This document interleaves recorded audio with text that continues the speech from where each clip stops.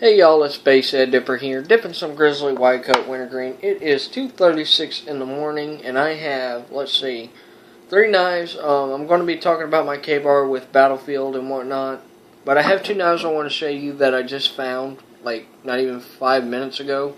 Anyways, if you're wondering what watch I'm using, I picked this up at Walmart for $12. I don't know if they sell it anymore, but I tell you, if you can find this watch, I'd pick it up. Because it's a really good watch. I've had this thing for a couple of years, and it served me well. What really drawn me to it is the fact that it does have an OD green nylon strap, or whatever you want to call it, wristband. And that kind of blends in with my stepdad's old Air Force jacket. So, most of the time I wear it like this, but if I'm going out, I'll just wear it like this, so yeah. But I tell you, this thing is packed loaded with features. Start off, it has an alarm clock on it. I've never seen a watch that had that before. It has several different modes. You have your main time. Push it, you can go to stopwatch. Push it again. Actually, hang on. You can set your alarm. And then it tells you the date, which I like. Also has a light. And you can access the light from the top and the side. So I'll show you this. And I thought that was pretty cool, the way that it has 2 ways I can access my light. My stepdad is, I think his watch is the same way. The only difference between mine and his is mine actually has a compass. Let me take it off real quick for you. As you can see, it has a compass. I don't know how accurate the compass is. I don't even pay attention to that. I just bought it because I thought it looked cool, and it kind of fits my tactical needs, if you want to say that, and I have it on backwards. So we get this on real quick. Alright. And I do have my time format set a little bit different than natural or normal time, which is 12 hours. I have it set to 24 hours, because I find it's a lot easier for me to remember military time as well as regular time, which is 12 hours and 24 hours. So yeah. Now, the thing with Battlefield is, I'm surprised they did not use the USMC Kabar for one reason only. I mean, the Marines have used this since 1942, back in World War II, and they've been using it ever since. And the fact that they didn't put this in there kind of bums me, because, I mean, if you put the Kabar in a game that's made for Marines and it's based around the Marines, it would tie the whole story together. It would make a lot more sense, and it would just look a lot better, because, don't get me wrong, the ACB-90 is an awesome knife, but for recon, it's a little too on the flashy side.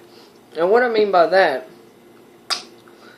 is that it has a yellow handle with a little bit of black accent to it.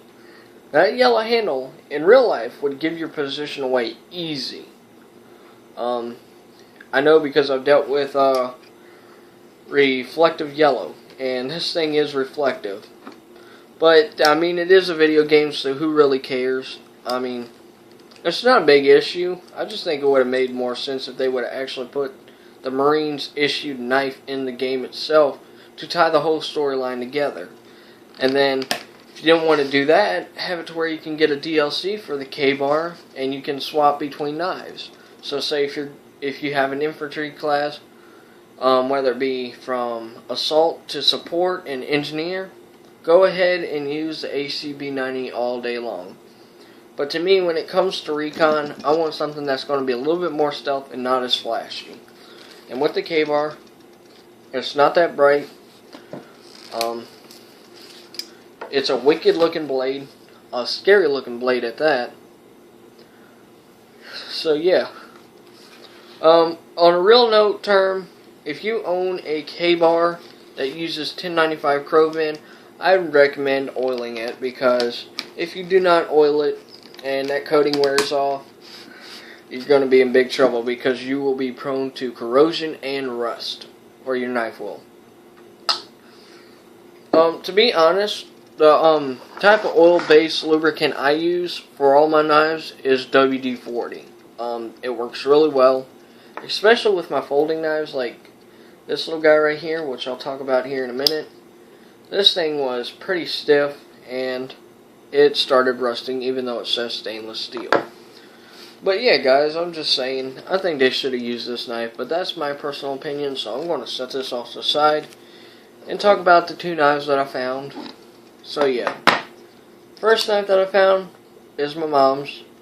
She's been looking for it for a while. It does have a crack in the handle, so hopefully I'm able to fix that. If I am not, she won't be able to use it. She'll just be able to have it for a collection, which I think that's what she bought it for. It is a cheap flea market knife, but this thing is pretty awesome looking for all you female knife collectors out there. It has a pink scale with plastic handles, so it only has a scale on one side, but it does have a regular handle on the other side, and a nice detailed acid etched blade. I thought that was pretty cool.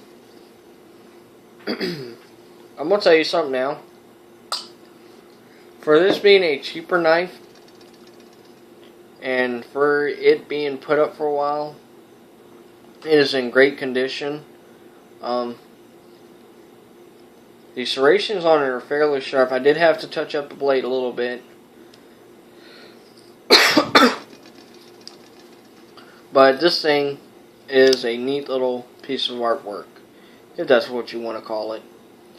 I mean, look at this thing. If this was a good knife, this thing would look deadly. So yeah. But this one is for all you female knife collectors out there, because I know y'all are into flashy purple knives if you're a girly girl. And I just wanted to show this off because I thought it was a very unique knife all in itself. I mean, you got another exotic clip point design. It goes straight and then comes down. So yeah.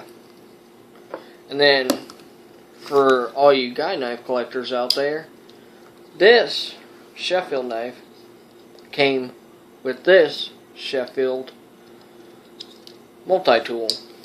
And I didn't know this had a second pair to it, so knife was pretty, I say pretty damaged, badly damaged. It had a chip in the blade.